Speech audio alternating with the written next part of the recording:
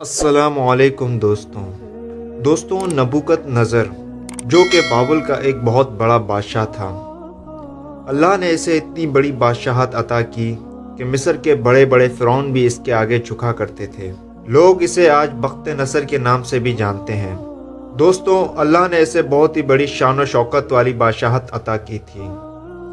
پھر آخر اس سے ایسی کیا غلطی ہوئی کہ اللہ کا اس پر عذاب نازل ہو گیا، اور آخر اس نے ایسا کیا حکم جاری کیا جو اسی کی موت کی وجہ بن گیا۔ تو دوستوں بخت نصر کے اس واقعے کو جاننے کے لیے ہمارے ساتھ جڑے رہیں اور ویڈیو کو آخر تک دیکھیں۔ دوستوں بخت نصر نے زمانہ شہزادگی میں ہی مصر کو فتح کر لیا تھا اور اپنے باپ نبولا سر کے بعد تخت پر بیٹھا۔ یہ واقعہ 6 صدی قبل مسیح کا ہے،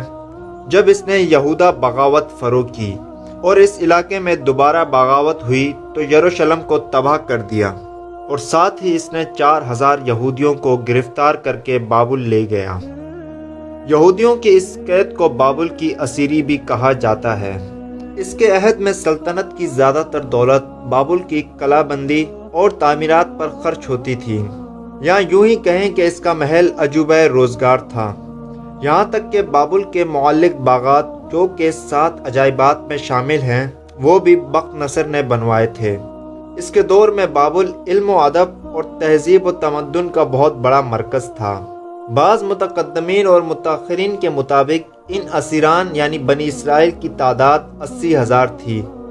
اور ان اسیران میں حضرت دانیال علیہ السلام بھی موجود تھے۔ حمورابی کی حکومت ختم کر کے بادشاہ بننے کے بعد جب بخت نصر نے بیت المقدس پر حملہ کیا تو اس نے بیت المقدس کو مکمل تاراج کر دیا۔ پورا بیت المقدس اس کے حملے سے دوچار ہو گیا، یہاں تک کہ حضرت سلیمان علیہ السلام کے باقیات کو بھی اس نے لوٹ لیا اور محلات کو تباہ کر دیا، اور ہیکل سلیمانی میں موجود کتب کو بھی جلا دیا جس میں تورات کے اصل نسخے بھی شامل تھے۔ جب اس نے انبیاء علیہ السلام کو قتل کیا تو رب تعالیٰ نے اس پر عذاب نازل کیا اور اس کی شکل و صورت کو تبدیل کر دیا۔ حضرت وہاب بن منبع فرماتے ہیں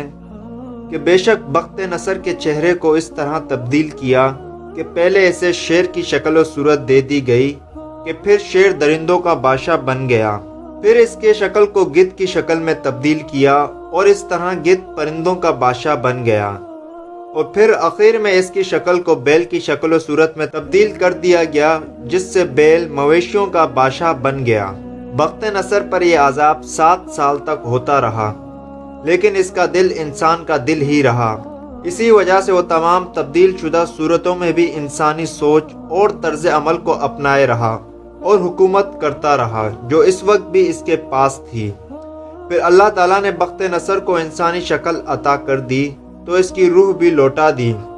صدی لکھتے ہیں کہ جب بخت نصر کو حق تعالیٰ نے دوبارہ انسان کی شکل عطا کی